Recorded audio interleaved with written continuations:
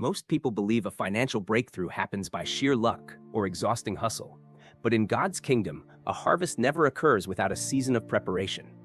Have you felt a strange shift in your life lately? Perhaps a sudden closing of doors that once stood wide open, or an unquenchable hunger for wisdom you never had before? The Bible tells us in Ecclesiastes 3 verses 1, "To everything there is a season, and a time to every purpose under the heaven." If you've been feeling the weight of financial pressure, pay close attention. God might not be punishing you. He might be pruning you for a massive shift.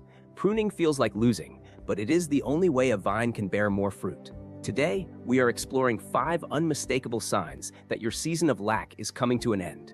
We aren't talking about get-rich-quick schemes, but the spiritual alignment required to handle what God is about to pour out. Number 3 is the one most people mistake for a curse, and if you miss it, you might walk away right before the breakthrough. The first sign is a sudden, intense desire to manage what you already have with precision. In the past, you might have been careless, watching money vanish without knowing where it went. But now, something has changed. You aren't okay with waste anymore. You feel a check in your spirit before making an impulsive purchase. Why is this happening? Because God is a God of order. He will not pour new wine into leaking wineskins. He won't give you much until he can trust you with little. In Luke 16:10, Jesus says, "Whoever can be trusted with very little can also be trusted with much." Stewardship is respect for the provision God has already provided. When you begin to track your spending and research how to invest, it's a clear signal. God is training your hands to hold the wealth that is coming. He is shifting your identity from a consumer to a manager. You are being promoted in the spirit before the promotion manifests in the natural. Sign number 2 is often the most frustrating. Your old ways of making money are drying up. This feels terrifying. A side hustle that used to be easy has become difficult, or a consistent source of income has suddenly vanished. In the flesh, you want to panic and force those old doors back open. But listen closely. God often dries up the brook to force you toward the river. Think of the prophet Elijah at the brook Cherith. God sent ravens to feed him, but eventually the brook dried up. Was God angry? No. He was simply moving Elijah to his next level of provision with the widow at Zarephath. If God is closing a door to a good thing, it is only because he is forcing your gaze toward a great thing. He is shifting your dependency from your own strength to his divine provision. When the easy path becomes blocked, it's because God has a new path, one that requires more faith but yields a much greater harvest. Stop crying over the dried up brook. Start looking for the new direction God is pointing you toward. Sign number 3 causes the most heartache: isolation. You might find yourself losing friends or feeling a strange distance from people you used to spend all your time with. You no longer fit in at the usual hangouts, and the conversations you once enjoyed now feel hollow. People mistake this for loneliness, but in the kingdom, this is called consecration. God is separating you from voices that carry a poverty mindset. You cannot carry millionaire blessings into broke conversations. If those around you are always complaining about lack or criticizing success, they will inadvertently kill the seeds of greatness God is planting in you. In this quiet season, God is retuning your ears to hear his strategies. He is protecting your peace and pulling you away from the noise of the world so you can hear the whisper of the Spirit. This isolation is a pruning of your social circle. He is removing the lot from your life so that you, like Abraham, can see the full extent of the land he is giving you. Do not fear the quiet. God is speaking in the silence.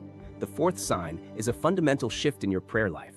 You stop praying for money and start praying for wisdom. There is a specific point where a believer realizes that money without wisdom is a disaster waiting to happen. Look at King Solomon. When God offered him anything he desired, Solomon didn't ask for gold or the heads of his enemies. He asked for an understanding heart to discern between good and evil. Because he asked for wisdom, God gave him wealth and honor he didn't even seek.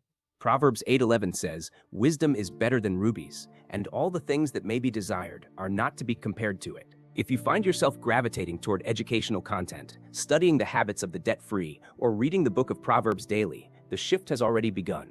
God is giving you the engine of wealth, not just the fuel. The fuel runs out, but the engine of wisdom keeps producing in every season. You are becoming wealthy on the inside before the outside catches up. The final sign is the arrival of divine ideas. Suddenly, you start seeing problems in the world, but instead of complaining, you start seeing solutions. You get a random idea for a business, a new way to streamline your job, or a creative service that people actually need. Deuteronomy 8:18 is a verse you must memorize. But thou shalt remember the Lord thy God, for it is he that giveth thee power to get wealth. Notice it doesn't say he gives you wealth. It says he gives you the power to get it. That power often comes as an idea. God rarely drops a bag of cash from the sky. Instead, he drops a seed of an idea into a prepared mind. These are kingdom ideas, concepts that serve others and glorify God. If you are suddenly seeing opportunities where you once saw only obstacles, do not hesitate. Write them down. Pray over them. Take a step of faith. The shift isn't just coming, it is waiting for you to walk through the door. If you recognize these 5 signs: stewardship, closed doors, isolation, a hunger for wisdom, and new ideas, do not be afraid. The pressure you feel isn't there to crush you, it is there to transform you. You are being refined like gold in a furnace, so that when the blessing comes, it won't destroy you. It will sustain you and allow you to be a blessing to others.